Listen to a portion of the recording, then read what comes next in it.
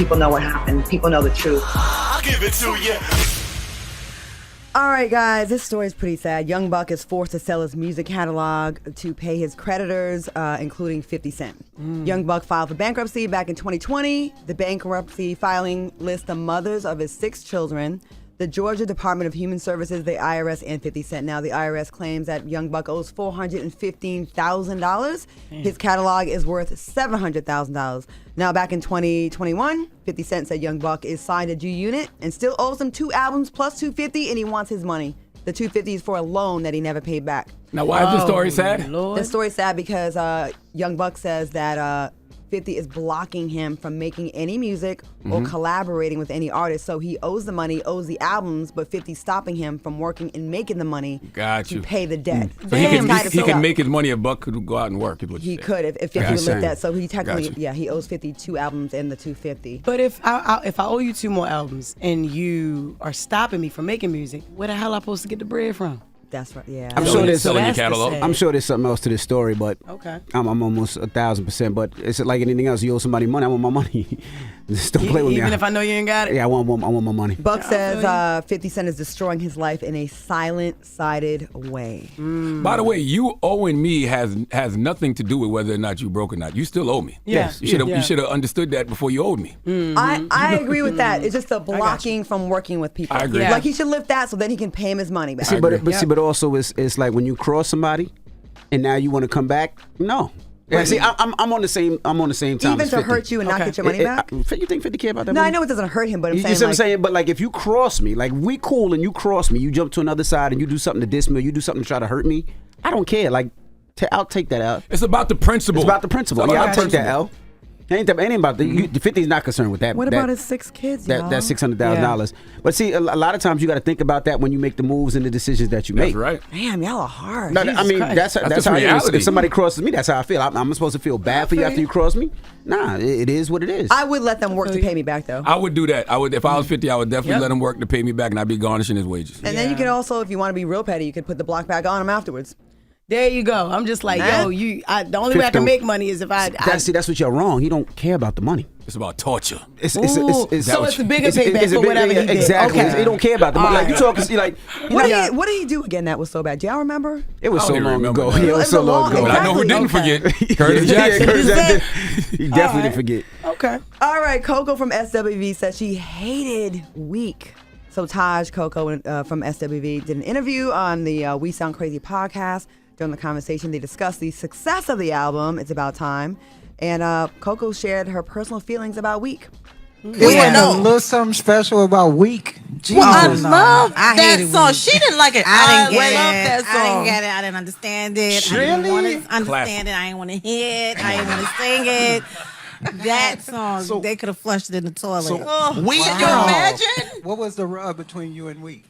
I think at that young age, I just really did not understand it. The way he wanted me to approach the song. I was a church girl, so I'm used to I did not get that at all. That song could be about Jesus. It could be. I get weak in the knees. I can hardly speak. I lose all control. Itata ibaba osha. What are you talking about? You could have sung it to the Lord. You didn't have to sing it to a man. But I do think exactly what the Holy Spirit does. It takes over you. Take control. But a lot of artists do that. But that's the whole thing of having a team. Because there's records that I'm not gonna like that you're gonna like. The records that you're gonna like that I'm not gonna like. But at the end of the day, is what's best for the team. And I'm glad they kept that record. I can't believe nobody ever did a gospel version of Weak in the Knees. Now that I think about it. At first I was looking at y'all crazy, but now that you mention it, it does make I don't sense. know what it is that you've done to me, Lord. But it's caused me to act in such a crazy way. Come on now. Well, Week whatever went on it is that you do, that you do what you're when you doing. do. It's a feeling that Give me want to some. stay. Give me some, sis. Come on now. Sis. Well, Okay, Week sold 30 million records, peaked at #1.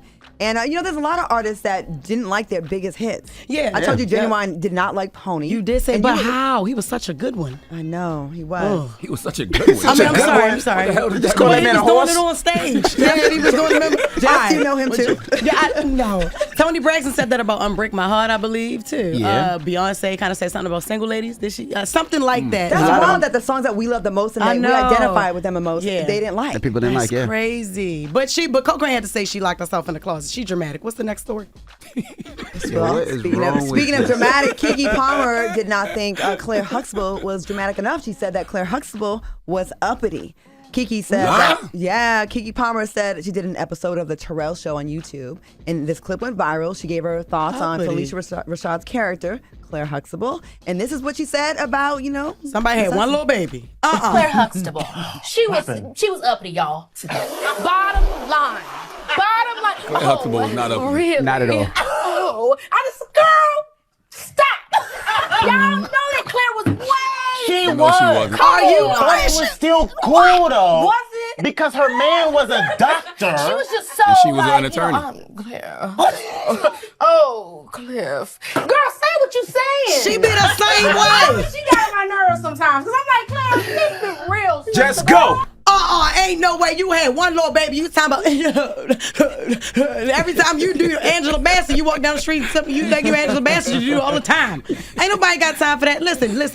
Do we have any audio from Clair Huxtable, the black mother? Course. Listen, my mother reminds me of Clair Huxtable, so we're not even going to discredit that black woman, that mother. Play something. What we Would got you and from Dr. Huxtable like some coffee? Coffee? Come on Yeah, now. coffee. Classic. You mean you're gonna get it?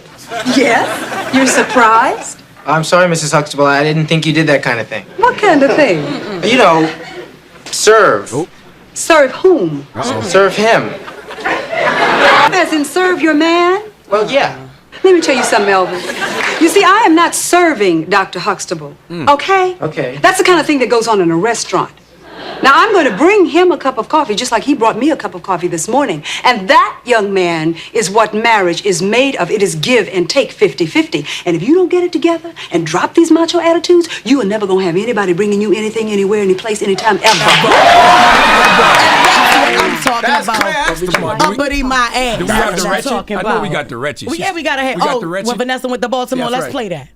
Didn't you go down there to Baltimore and have big fun, Vanessa? Tell me, didn't you go for big fun? Mom. Shut up! Don't you dare open your mouth when I'm asking you a question. I only hope that you can have this same experience, Vanessa. I hope that one day you come to realize exactly how it feels to think that your child's life is in danger.